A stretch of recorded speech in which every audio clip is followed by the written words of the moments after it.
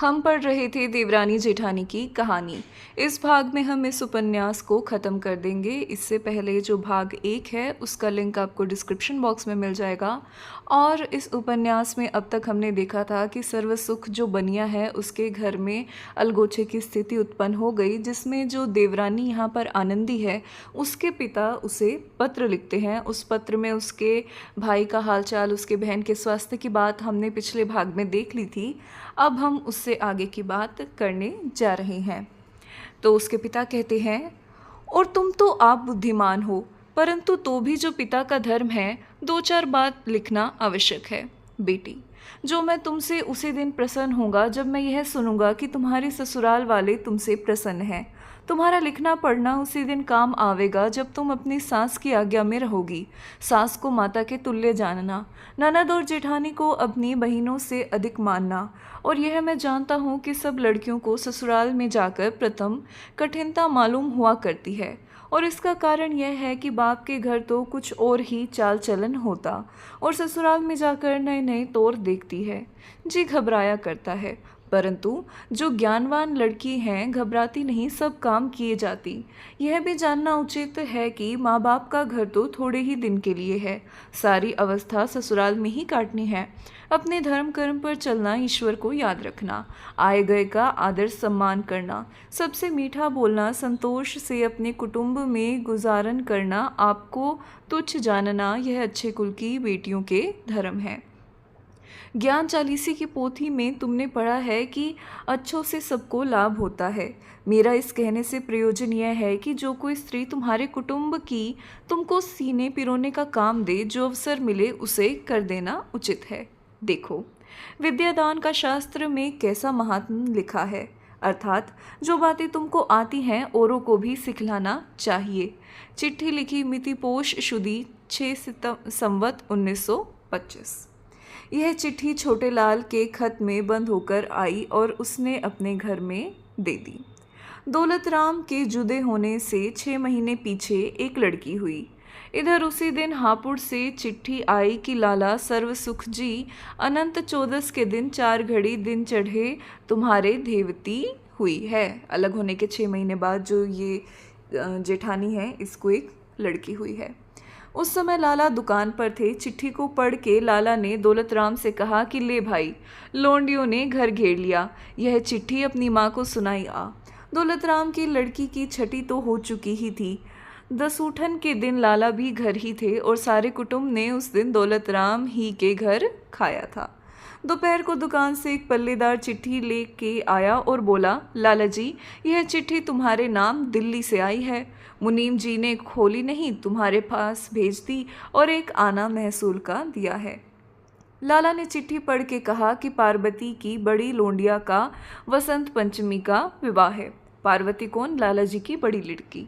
तो जो पार्वती है उसकी बड़ी बेटी का बसंत पंचमी को विवाह है। 15 दिन पहले वह भात नोतने आवेगी, सो भात का फिक्र भी करना चाहिए। घरवाली बोली कि सुखदेई को छूचक भेजना है। फिर ऐसी ही 2-4 गृहस्थ की बातें करके कहा कि छोटे लाल के घर में भी लड़की बाला होने वाला है। बहू के बाप को एक खत गिरवा देना कि वह साध भेज दे। धोन भर पक्के लड्डू, 5 तियल बागे, 5 गहने, कुछ मूंग और चावल, 1 रुपया नगद छूचक के नाम से नाई के हाथ हापुड़ भेज दिया। जब पार्वती भात नोतने आई तो अपनी देवरानी को साथ लाई। गुड़ की भेली दे के बोली कि विवाह में सबको आना होगा।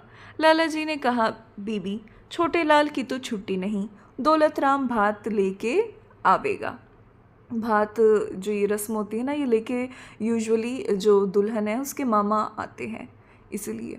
और विवाह से एक दिन पहले नाई ब्राह्मण को साथ ले दौलत राम भात लेके दिल्ली में जा पहुंचा। उस दिन सारी बिरादरी में बुलावा फिर गया कि आज भात लिया जाएगा।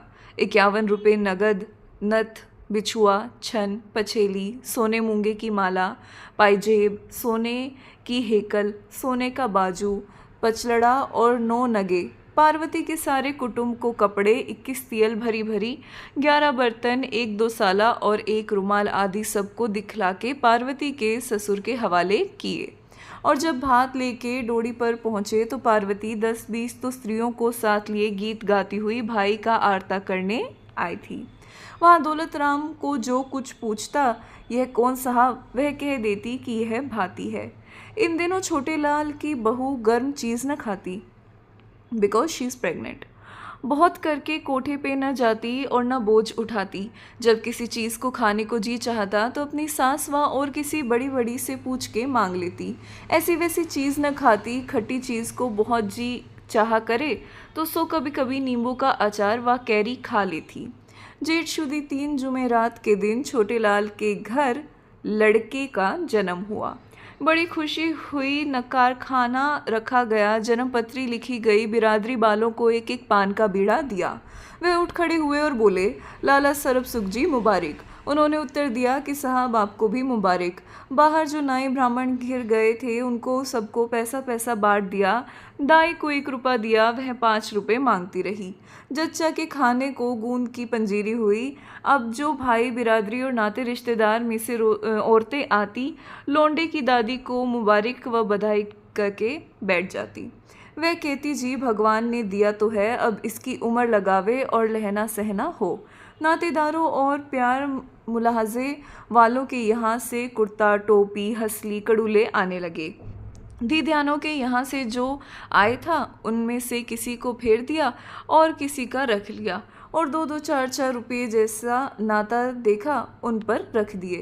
तहसीलदार के यहाँ से भी छूचक अच्छा आया। सारी बिरादरी में वाह वाह हो गई। जिनके स्वभाव खोटे पड़ जा हैं फिर सुधरने कठिन पड़ जा हैं।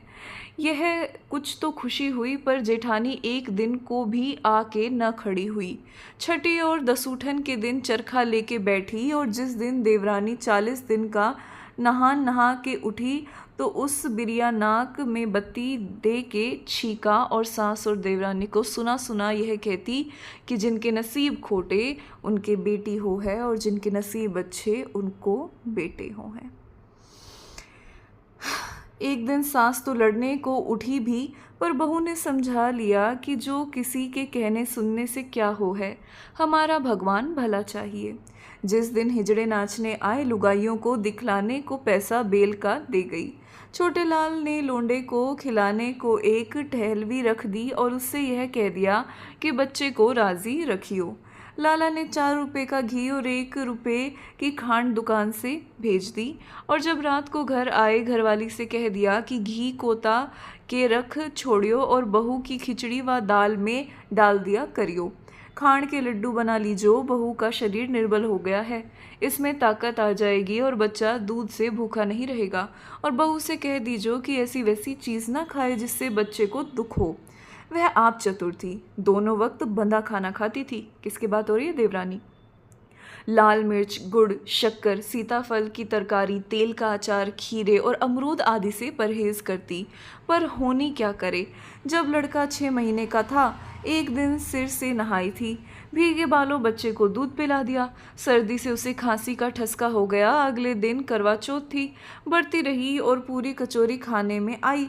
लौंडे को सांस हुई आया, बड़ा फिक्र हुआ। सांस उठाने लगी और बोल कबूल करने लगी। धन्ना की माँ पनिहारी को ननवा चमार को बुलाने भेजा। उसने आते ही झाड़ दिया और अपने पास से लोंडे को गोली खिला दी। गोली के खाते ही बीमारी और बढ़ गई और लोंडे का हाल बेहाल हो गया। इतने में लाला दुकान से भागे आए। छोटे लाल घर ही था। दोनों की सलाह हुई कि हकीम को दिखलाओ और सारा हाल कह दो। हकीम जी ने कहा कि घबराओ मत, उस पाजी ने जमाल गोटे की गोली दे दी थी और वह पच गई। मैं यह दवा देता हूँ, बच्चे की माँ के दूध में देना, इससे 4-5 दस्त हो जाएंगे, आराम पड़ जाएगा। और वैसा ही हुआ। लाला घर में बड़े गुस्सा हुए कि अब तो भगवान ने दया की, कोई सियाना व्याना घर में नहीं बढ़ने पावे। यह निर्दयी इसी तरह से बच्चों को मार डालते और कुछ नहीं जानते। और बहू से कह दीजो कि फिर भीगे बालों दूध न पिलावे। और भला वह तो बालक है, उसने देखा ही क्या है। तू तो बड़ी बूढ़ी थी, पहले से क्यों नहीं समझा दिया था। वह चुप हो रही। दौलत राम की बहू सब कुछ खाती पीती रही थी। जब सास व ससुर उसे भले की बात कहते उसका उल्टा करती। लोंडिया भी उसकी सूख के काटा हो रही थी और आप भी नितमांदी रही थी। एक समय गर्मी के दिन थे, 2-3 धुएं में रोटी की दोनों माँ बेटियों की आंखें दुखने आ गई। परहेज किया नहीं और बीमारी बढ़ गई।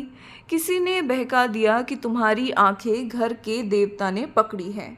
उस दिन से दवाई भी डालनी छोड़ दी। बेचारे दौलत राम को आप चूल्हा फूकना पड़ा।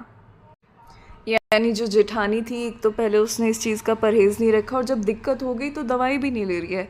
वहीं जब हम देवरानी के वहाँ देखते हैं तो उसके बेटे के साथ जब ऐसी घटना हुई तो घर में ही निश्चय हो गया कि सियाने व्याने बंदे को बुलाने की कोई आवश्यकता नहीं है, भविष्य में ऐसा नहीं होना चाहिए। तो हम आगे देखते हैं।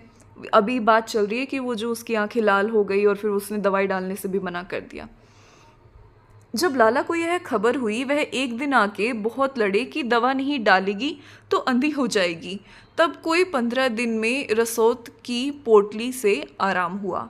लोंडिया की आंखों को पहले ही आराम हो गया था, क्योंकि दौलत राम हकीम जी के यहाँ दवाई गिरवा लाया करे थे। छोटे लाल के लड़के का जन्म का नाम तो कुछ और ही था, परंतु लाड से उसको नन्हे पुकारने लगे थे। जब वर्ष ही दिन को होगा कि इसकी आंखें दुखने आई।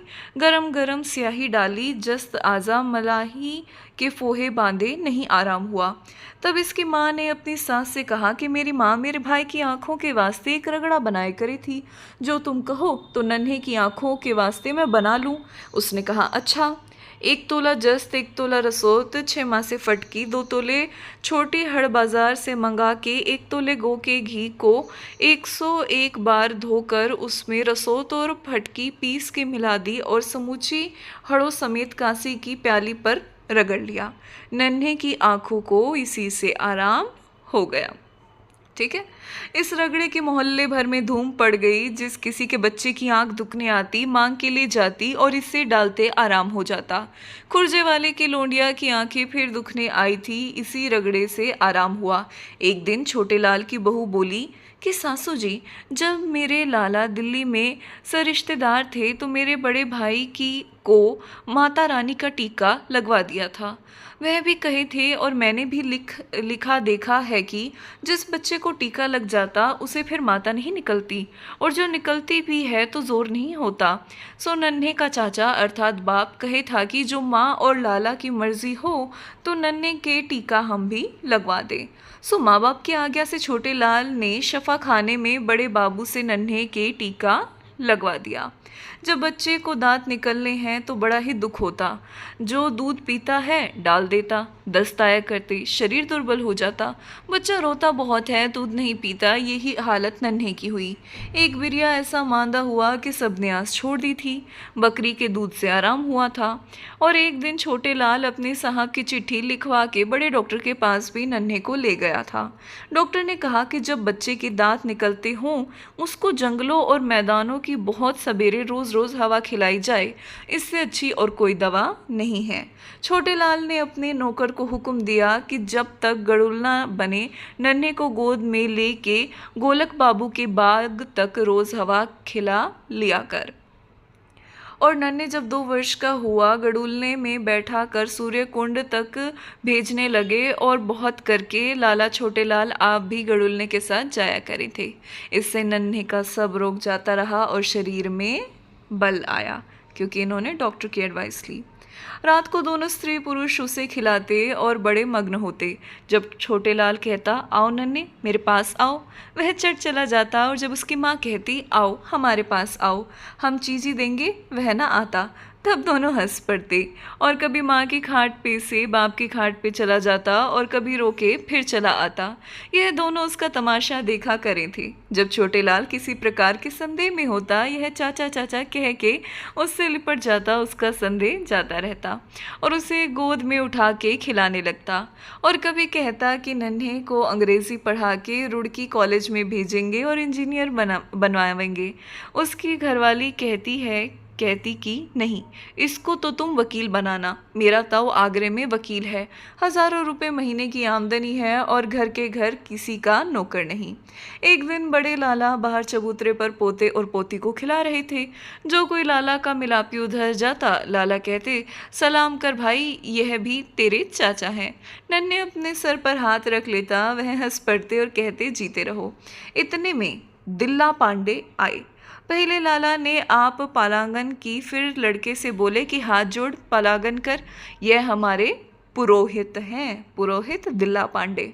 उन्होंने कहा सुखी रहो लाला, और फिर बोले सर्वसुख जी, यह लड़का बड़ा बुद्धिमान और भाग्य वाला होगा, क्योंकि इसके छिदे दांत हैं, चौड़ा माथा और हंसमुख। इसकी सगाई बड़े घर की लेना। लाला ने कहा, देखो महाराज, तुम्हारी दया चाहिए। परमेश्वर ने बुढ़ापे में यह सूरत दिखाई, कहीं जीवे सगाई बधाई तो पीछे है। पांडे जी ने कहा, लाला साहब, दौलत राम की लड़की दुबली क्यों है? उन्होंने कहा, महाराज मांदी थी, और चुप हो गए। अब दौलत राम की लड़की 3 वर्ष की हो गई, और जब 2 ही वर्ष की थी, एक दिन दौलत राम की बहू उसे छोटी दिल्ली और बड़ी दिल्ली दिखला रही थी और घूं घूं माओं के खिला रही थी, अर्थात कभी उछालती और लपकती और कभी पैरों पर बिठा के उसे नीचे करती। इससे लोंडिया की हंसली उतर गई, रोई और चिल्लाई बहुत। वह तो सीबिया की चाची एक पड़ोसन थी, उसे बुलाया, उसने आके चढ़ाई। एक बिरिया ऐसी ही और कुछ हुआ था कि यह अपनी लोंडिया को खशखश बराबर नित आईफोन दिया करे थी, यानी कि नशा। वह इसलिए कि वह अपने काम धंधे में लगी रहे, वह चर्क पूनी किया करती। लोंडिया नशे में खटोले पर पड़ी हुई खेला करती। एक दिन लोंडिया का जी अच्छा नहीं था, रोवे बहुत थी। उसने जाना कि इसका नशा उतर गया, चने बराबर और दे दी। थोड़ी देर पीछे मुंह में झाग झाग हो गए, हुचकी भरने लगी। यह हाल देख सुखदेई की माँ ने दौलत राम को दुकान से बुलवाया, वह हकीम जी को लाया। तब उन्होंने रद्द करने की दवा दी, उससे कुछ आराम पड़ा और लोंडिया मरती मरती बची।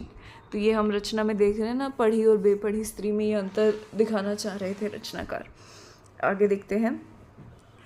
दौलत राम की बहू की भनेली, जिसका नाम नथिया था, कोर्ट पर रही थी और कभी कभी इसके पास आया करे थी। उसका मालिक साहब लोगों में कपड़े की फेरी फिरा करे था।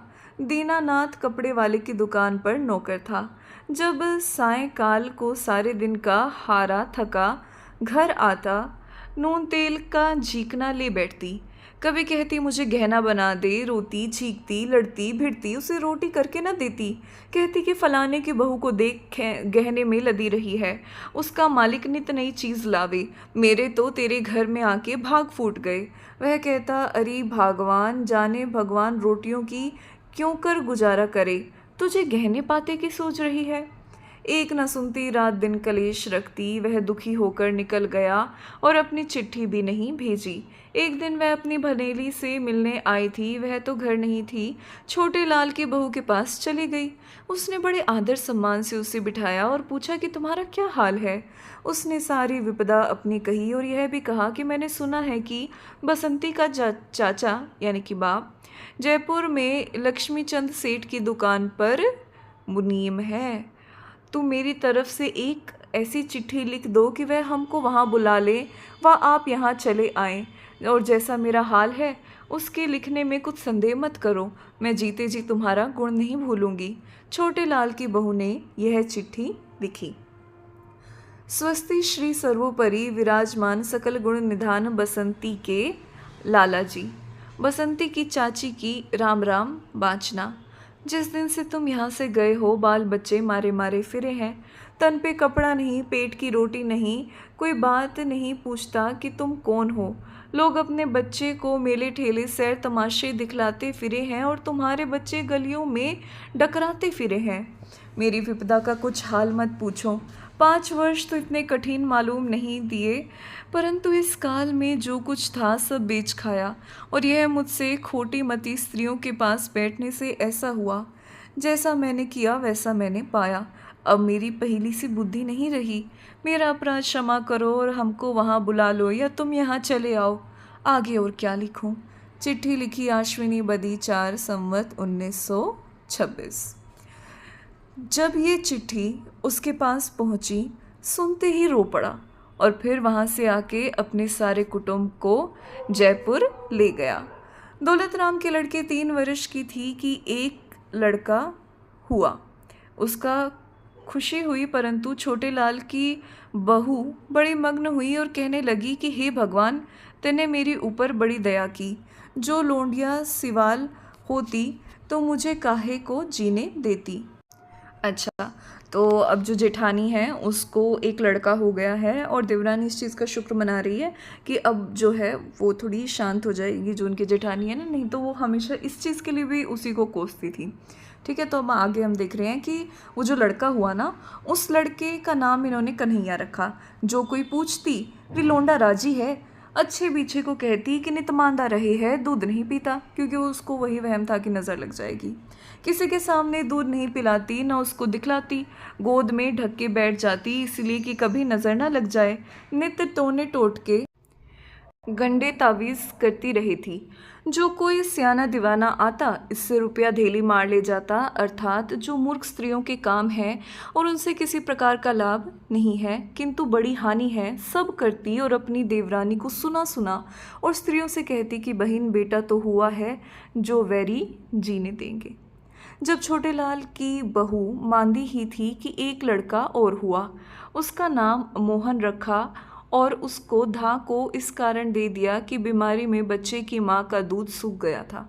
अब जो देवरानी है उसको भी एक बेटा हुआ, ठीक है, लेकिन उसकी जो तबीयत है इस समय अच्छी नहीं, इसलिए जो वो बच्चा है उसकी देख रेख करने के लिए किसी और को रखा गया, क्योंकि बीमारी में जो है वो माँ का दूध सूख जाता।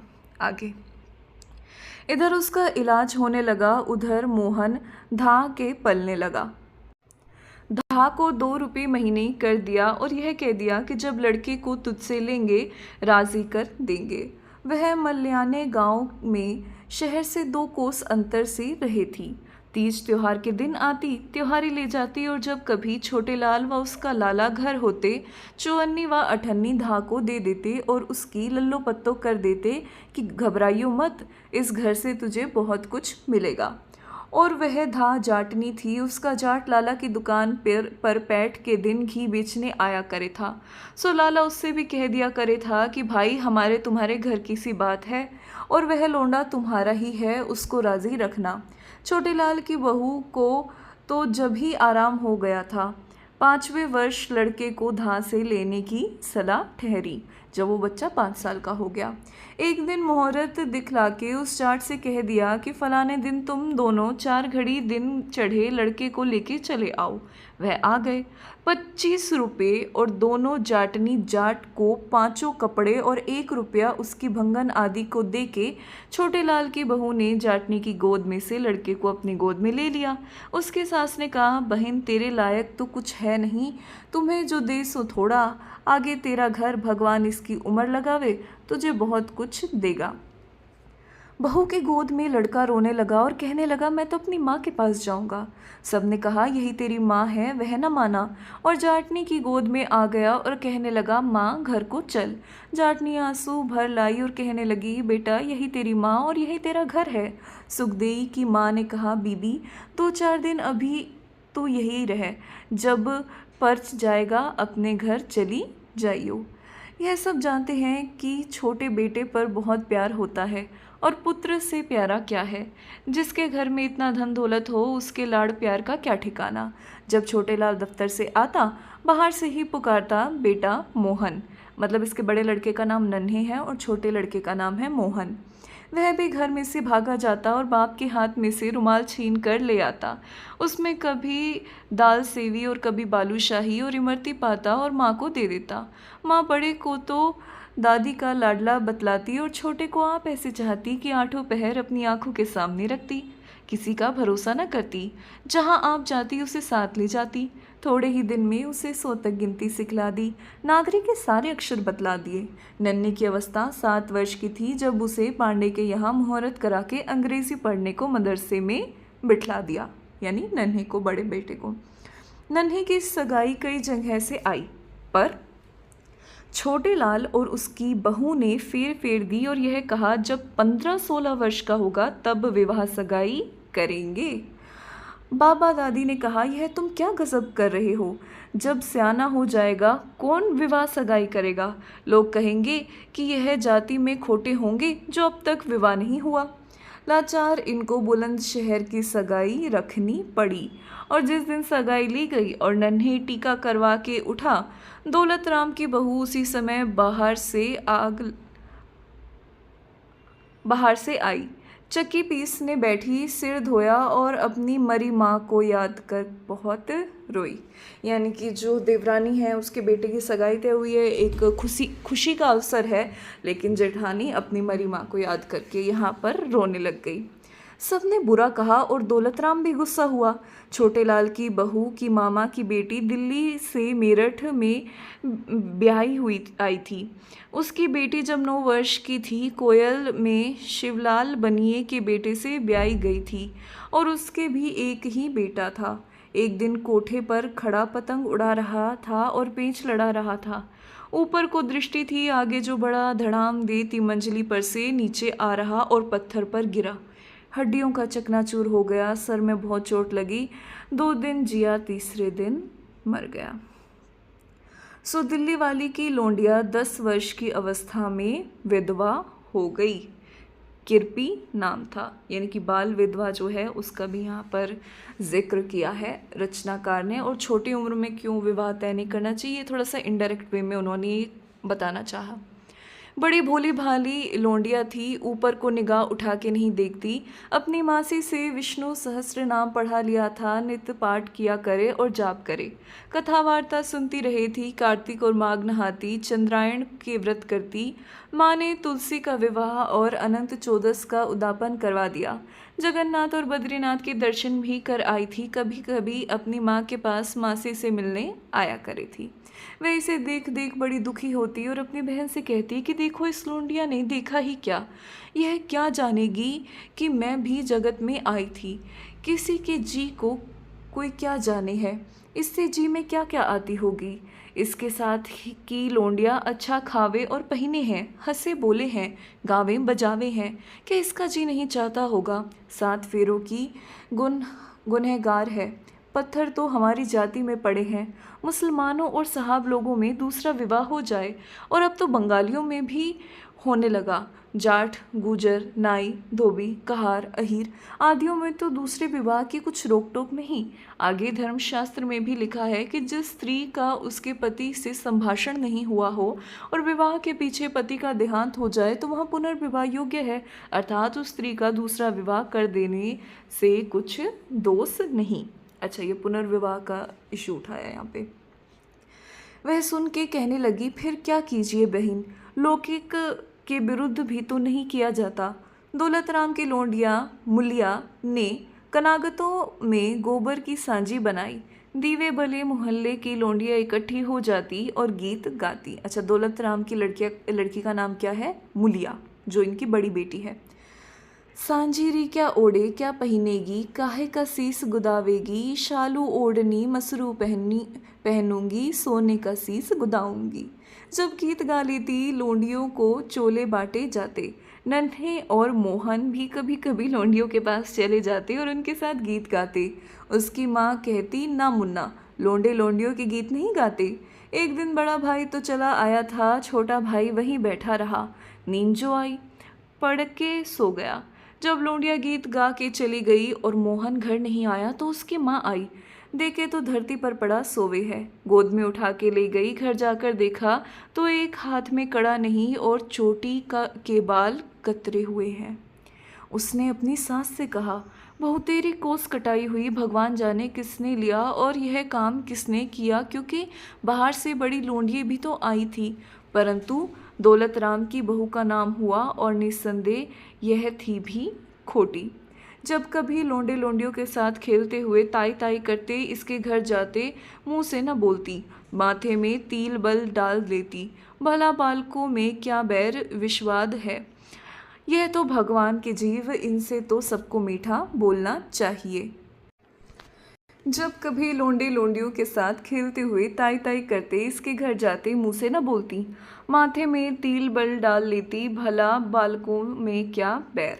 ठीक है, यहाँ हमने देखा कि हमें जेठानी के स्वभाव का एक और पक्ष देखने को मिल रहा है। आगे, जब कभी लोंडिया मुलिया दीदी के पास जाती, चाची पुकार लेती, प्यार करके अपने पास बिठाती। जो चीज़ लोंडों को खिलाती पहले इसको देती और बेटों को बराबर चाहती। लोंडियों को अपने हाथ से गुड़िया बना दी थी, काटने का रंगीन चरखा मंगा दी थी और लोंडियों के साथ इसको भी सीना सिखलाती और एक एक दो दो अक्षर बतलाती जाती। सब लोंडी लारों को दुकान से पैसा पैसा रोज मिला करे था। दौलत राम की बहू ने गुल्लक बना रखी थी, सो कन्हैया और मुलिया के पैसे उसी में गिरती जाती। वर्ष दिन पीछे जो गुल्लक को तोड़ा तो उसमें 11 रुपये के पैसे निकले। सुमुलिया की झांवर बना दी। इन बातों में तो बड़ी चतुर थी। पॉजिटिव पॉइंट्स भी दिख रहे हैं हमें उसके स्वभाव में। और भी इसने इसी प्रकार से 100 रुपये जोड़ लिए थे और वह ब्याजू दे रखे थे, यानी ब्याज के अकॉर्डिंग किसी को लोन दे रखा था इसने। छोटे लाल की बहू ने एक पैसा भी नहीं जोड़ा। जो लौंडे लाए सब खर्च करा दिए। इस कारण केवल जोड़ने और जमा करने के विषय में दौलत राम की बहू सराहने योग्य थी। एक दिन मोहन संध्या समय खेलते खेलते घर में से बाहर चला आया। दिवाली के दिन थे। एक जुआरी ने, जो देखने में भला आदमी दिख पड़े था, आते ही मोहन को गोद में उठा लिया और कहा कि तेरे बाबा ने तुझे खांड के खिलौने देने को बुलाया है और आज बाजार में बड़ा तमाशा होगा। यह बालक ही तो था। बोला मैं अपनी माँ से पूछ आऊँ। उसने कहा मैं तेरी माँ से पूछ आया हूँ, तुझे तमाशा दिखा के छोड़ जाऊँगा। जाड़ा जाड़ा कह के उसे अपनी चादर में दुबका लिया और जंगल को ले गया। अंधेरी रात थी। चिम्मन तिवाड़ी के बाग में ले जाके उससे बोला कि तुम मुझे अपना गहना दे दो। वह रोने लगा। फिर उसने कहा जो रोवेगा तो गला घोंट के कुएं में गेर दूंगा। तुम जानो अपनी जान सबको प्यारी है। बेचारा बालक डर गया और चुप हो गया। उसने इसके कड़े, बाली और तगड़ी उतार ली और बाएं हाथ की उंगली में जो सोने की अंगूठी थी उसको ऐसे दांतों से किचकिचा कर खींचा कि उंगली में लहू निकलने लगा। फिर इस निर्दयी ने उस बालक से पूछा कि तू मुझे पहचाने भी है? उसने कहा नहीं। यह सुन और उसे एक गड्ढे में धक्का दे चंपत हुआ। उधर जब दीवे बल गए और मोहन घर नहीं आया तो वहाँ तालाबेली पड़ी। दादी मोहल्ले के लोंडों के घर पूछने गई। उन्होंने कहा वह एक आदमी के साथ तमाशा देखने दुकान गया है। दुकान को आदमी दौड़ाया, वहाँ कहाँ था। यह खबर सुनते ही लाला और दौलत राम दोनों उठे चले आए और छोटे लाल भी घर आ गया। मोहल्ले और सारे शहर में ढूंढ फिरे, कुछ पता न लगा। फिर यह सलाह ठहरी कि कोतवाली में लिखवाओ और ढिंढोरा पिटवाओ। इसमें पहर भर रात जाती रही। स्त्रियां रोवें और चिल्लाएं। कभी गंगा जी का प्रसाद और कभी हनुमान के ब्राह्मण बोले। मर्दों के मुंह फक पड़े रहे।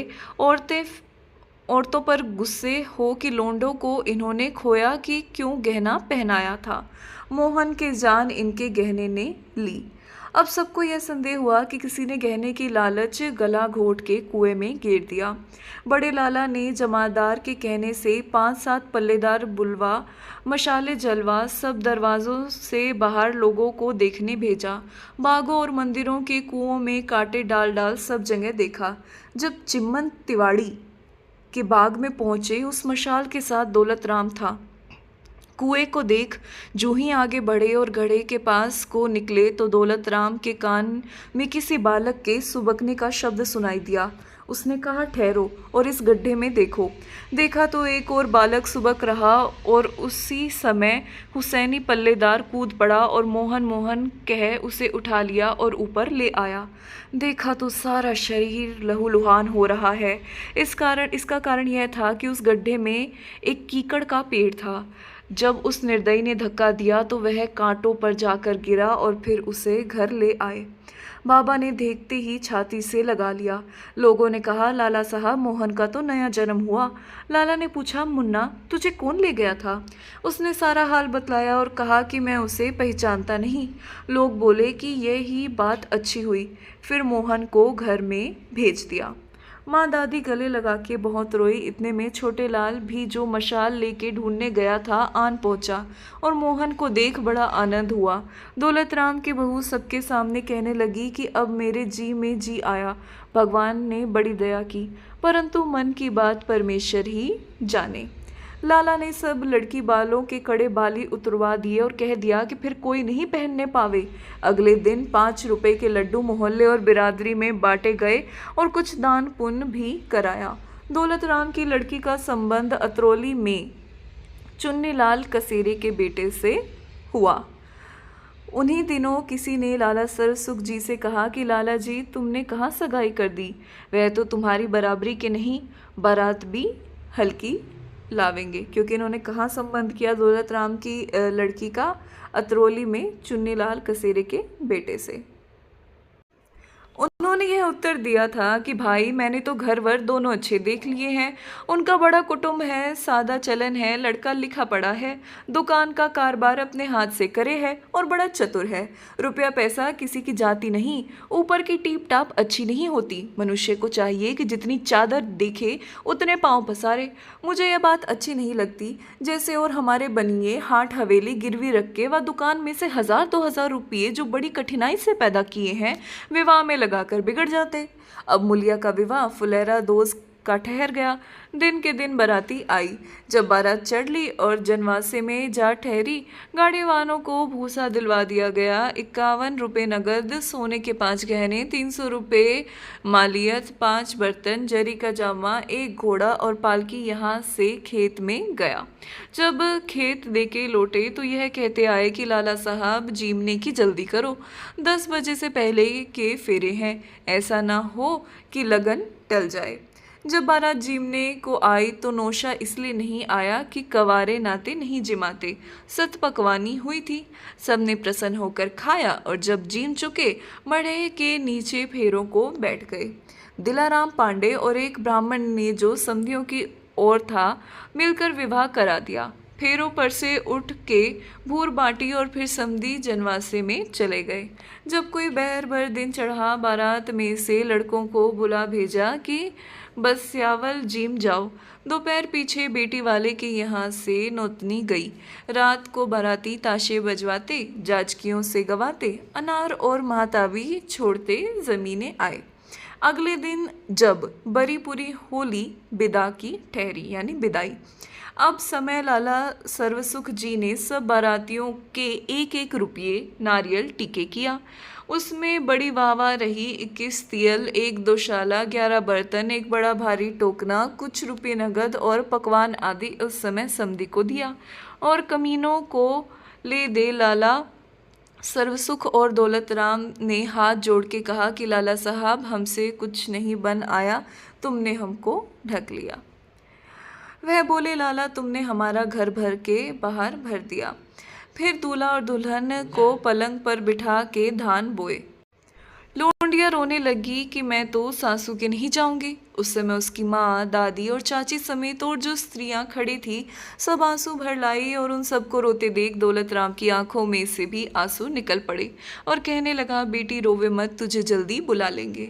फिर लड़की और लड़के को पालकी में बिठा दिया और बुढ़ाने दरवाजे तक सब बिरादरी के आदमी बारात को पहुंचाने आए। समधियों से राम राम कर अपने अपने घर चले गए। लाला सरसुख जी की सलाह 3 रोटी देने की थी, कहीं छोटे लाल के मुंह से निकल गई थी कि 2 ही रोटी बहुत हैं। इस बात पर दौलत राम की बहू बहुत नाची कूदी और कहने लगी कि छोटे लाल की गांठ का क्या खर्च होता, अभी तो मालिक बैठा है। ठीक है, तो अब हम देख रहे हैं कि दौलत राम की जो बड़ी लड़की थी उसका विवाह संपन्न हो गया। अब इन्हीं के परिवार में हम आ जाते हैं देवरानी पे। देवरानी का जो बड़ा लड़का था उसका क्या नाम था? नन्हे। अब उसकी बात होगी। नन्हे की सगाई बुलंदशहर में झुन्नी मुन्नी के यहाँ हुई थी। वह खत्ती भरा करे थे। नाच का भाव जो गिरा उन्होंने अपनी चारों खत्ती बेच दी। इसमें उनको 2000 रुपये बन रहे। सो उन्होंने यह सलाह की कि भाई लोंडिया का विवाह कर दो, यह इसी के भाग के हैं। विवाह सुझवा के सर्वसुख जी को एक चिट्ठी भेजी कि 27 का विवाह न केवल सूझे है, बहुत शुभ भी है, सो तुमको रखना होगा। और पीछे से नाई साहे चिट्ठी लेके आवेगा। जब यह चिट्ठी यहाँ आई, लाला ने छोटे लाल और दौलत राम को उनकी माँ के सामने बुला के सलाह की, ये ही ठहरी कि रख लो, जहाँ सो नहीं सवाए। छोटे लाल ने कहा कि हमें अपने काम से काम है, बहुत सी टीप टाप में कहा कि नमूद मरी जा है। लाला की घरवाली बोली कि कल को 2 रुपये का कुसुम्भ भेज देना, हम रहनी तो चढ़ा लें और गोटा किनारी लेते आना। दिन के रह गए, आगे सीना पर होना है। लाला बोले यह सब काम दौलत राम कर देगा और भाई छोटे लाल कल चौधरी को बुला के पूछो तो सही कि कितने कितने गाड़ी हो हैं। छोटे लाल ने कहा कि पहले सवारी लिखी जाए कि कितनी बहेली जाएगी। तब 2 जगह पूछकर किराए कर लेंगे। दौलत राम ने कहा, चबीनी तो 2 दिन पहले हो जाएगी, क्योंकि गर्मी के दिन हैं, बहुत दिन में पकवान बुझ जाता है। अभी विवाह की तैयारियों की बात हो रही है। अगले दिन यहाँ से बुलंदशहर की चिट्ठी का उत्तर लिख दिया गया है और थोड़े दिन पीछे वहाँ से नाई साहेब चिट्ठी लेके आया। उसमें 7 बाण लोंडे के और 5 बाण लोंडिया के लिखे थे। तिवास के दिन सारी बिरादरी को जेवनहार हुई। जो जीवने नहीं आया उसका पसोरा घर बैठे गया। जब लोंडा घोड़ी चढ़ लिया, रात को बारात चली गई और हापुड़ जा ठहरी। वहाँ लाला ने पहले ही आदमी भेज दिए थे कि वहाँ जाकर बंशीधर से कह के बाग में कढ़ाई चढ़वा दें। सो वहाँ सब सामान तैयार था। लाला ने बारातियों से कहा, लो भाई, नहा धो के पहले भोजन कर लो। रात को चबीनी बाट के फिर चल दिए और दोपहर से पहले बुलंदशहर जा पहुँचे। शहर के बाहर से बेटी वाले के घर खबर करने को नाई भेज दिया। जब बारात चढ़ ली, गाड़ी वालों से दाने भूसे पर तकरार हुई। ताशे वालों और जाजकियों ने एक एक आदमी को 2-2 पसोरे मांगे। जब वार द्वारी हो चुकी, तब नौशे को जनवासे में ले गए और जब लोंडा फेरों पर से उठ के थापा पूछने गया, वहाँ उसने 4 छन कहे और एक एक छन का 1-1 रुपया लिया।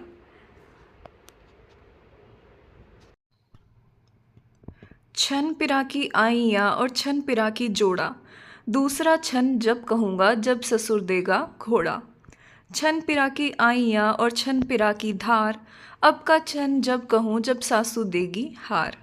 छन पिराकी आइयाँ और छन पिराकी बोता, धोसा लेके ब्याने आया सर्व सुख का पोता। यह सुनकर सब स्त्रियां हंस पड़ी और कहा, 3 हुए, एक और कह दो। छन पिराकी आइयाँ छन पिराकी खुरमा, तुम्हारी बेटी ऐसे रखूं जैसे आँखों का सुरमा। 2 रात बारात वहाँ रही और विदा होकर बाराती आनंद पूर्वक अपने घर आ गए। यहाँ खेड़ियों में अर्थात विवाह वाली रात को अड़ोसन और बिरादरी की स्त्रियां इकट्ठी हुई। सबने गाना बजाया, पैसा पैसा बेल का दिया, नाच कूद हो रहा था कि चौधरी की बहू ने कहा, अरे दौलत राम की बहू कहाँ है? उसी सास बोली, उसने अपने घर पड़ी सोवे है। उसने कहा, यहाँ क्यों नहीं आई? कहीं लड़ी तो नहीं थी? छोटे लाल की बहू ने कहा, नहीं जी, यहाँ तो उसे किसी ने आधी बात भी नहीं कही। वह बोली, उसे मैं लाऊं? और 2-4 लुगाइयों को साथ ले उसके घर पहुंची और शर्मा शर्मी सोती को उठा के लाई और सबके बीच बिठा के उससे ढोलक बजवाई। वह बेचारी गाना बजाना क्या जाने थी। ढोलकी के बजते ही सब लुगाई हंस पड़ी। वह वहाँ से उठ खड़ी हुई और रूस के अपने घर चली गई। सबने मनाया, फिर न बैठी। अब लाला सरसुख जी बहुत बूढ़े हो गए थे। दुकान का काम तो बड़े बेटे दौलत राम ने संभाल लिया था, परंतु लाठी लेके ढुलकते ढुलकते दोपहर पीछे रोटी खा के दुकान चले जाया करे थे। छोटे लाल यह कहा करे था कि लाला जी, अब तुम बैठ के भगवान का भजन करो और इस जगत की माया मोह को छोड़ो। छोटी बहू ससुरे की बड़ी टहल करे थी। बिछौना बिछाना, धोती धोना, रात को गर्म दूध करके पिलाना, यह सब काम यही करे थी और अपनी भनेलियों से कहती कि जी यह हमारे तीर्थ हैं, हमारे कहाँ भाग जो अपने बड़ों की टहल करें। धर्मशास्त्र में लिखा है कि जो अपने बड़ों की टहल करते हैं उनके कुल की वृद्धि होती है और स्वर्ग प्राप्त होता है। जब कभी वह बूढ़ा दौलत राम की बहू से पानी मांगता, वह और काम को कहता तो काम तो क्या करती, परंतु कहती कि उतना मरता भी तो ना है, रात दिन कान खा है। वह कहता, हाँ बहू सच है, हमारी वह कहावत है, दांत घिसे और खुर घिसे पीठ बोझ ना ले, ऐसे बूढ़े बैल को कौन बांध भूस दे। बुढ़िया उतनी नहीं थकी थी, अपना काम अपने हाथ से कर ले थी। छोटे लाल की बहू से कहा करे थी, अरे तेली के बैल की तरह दिन भर इतना मत पिले, मांदी पड़ जाएगी तो हमें कौन पानी कौन पकड़ावेगा। और बहू हमारे पक्के पात हैं, आज मरे कल दूसरा दिन, तेरा कच्चा कुनबा है। इसी बात पर दौलत राम की बहू कहती कि देख बुढ़िया, दोजगन है, दोजगन को छोटी बहू को कैसे चाहे है। एक दिन बैठे बिठाए बड़े लाल को ताप चढ़ आई, तीसरे दिन खांसी हो गई, फिर सांस हो आया। हकीम जी को बुलाया, उन्होंने नाड़ी देख के कहा कि लाला सर्व सुख जी की अब रामनगर की तैयारी है औषधि मैं बतलाए देता हूँ, पिलाओ। और लाला से बोले कि लाला सर्वसुख, अब अच्छा समय है कि भगवान की दया से बेटे पोते मौजूद हैं। वह बोले, हकीम जी, कोई ऐसी औषधि दो कि अब की बिरिया में बच जाऊं और दौलत राम और छोटे लाल का साझा बांट दूं। मैं जानू हूं कि मेरे पीछे फजीता होगा। हकीम जी तो चले गए। लाला बेटे पोतों की ओर देख आंसू भर लाए। उन दोनों का जी भर आया। बेचारी बुढ़िया रोने लगी। छोटे लाल ने कहा कि लाला जी घबराओ मत, भगवान ने चाहा तो अच्छे हो जाओगे। अगले दिन गोदान कराया और गंज की दुकान पुण्य करके पुरोहित को दी। 5वें दिन लाला का हाल बेहाल हो गया। जब नाड़ी बहुत मंद पड़ गई, गंगा जल मुंह में डालने लगे और फिर जमीन पर उतार कर पंचरत्न मुंह में डाला। जब लाला काल कर गए, बेटे हाय लाला जी कहते हुए बाहर आन बैठे। मुर्दे के चारों ओर स्त्रियां घेराई और रोने पीटने लगी। बाहर जब मोहल्ले और बिरादरी के लोग इकट्ठे हो गए, विमान बनाने की ठहरी। ताशे वाले और जाजकी बुलाए गए। जब कोई मोहल्ले व बिरादरी में से आता, यह कहता कि लाला सर्वसुख जी बड़े भाग्यवान थे, जिनके बेटे पोते मौजूद हैं। उनका आज तो खुशी का दिन है। कोई कहता कि साहिब जहाँ मिल जाए थे, पहले से पहले ही राम राम कर ले थे। अच्छा स्वभाव था। पुरोहित जी बोले कि महाराज, उन्होंने अपने जीते जी एक काम अच्छा किया। इस काल में जितनी कंगले आए, सबको पाँव पाँव भर दाने दिए। जब दोनों भाई भद्र हो चुके, पंजीरी को उठा अंदर ले आए और मुर्दे को नहला धुला तख्तों पर रख दिया और दोशाला ऊपर डाल दिया और जरी की झालर ऊपर लगाई। चारों ओर झंडियाँ लगाई गई। एक पोते को घड़ियाल बजाने को दी। शेष दोनों में से एक को शंख, दूसरे को घंटा दिया। सुखदेई का बेटा शिवदयाल यहाँ मंडी में मूंज बेचने आया था। यानी लाला सर्वसुख की बेटी थी सुखदेई, छोटी बेटी थी, बड़ी बेटी तो उसकी पार्वती थी। तो उसका बेटा जो शिवदयाल था, वो मंडी में मूंज बेचने आया था। नाना का मरना सुनते ही भागा आया।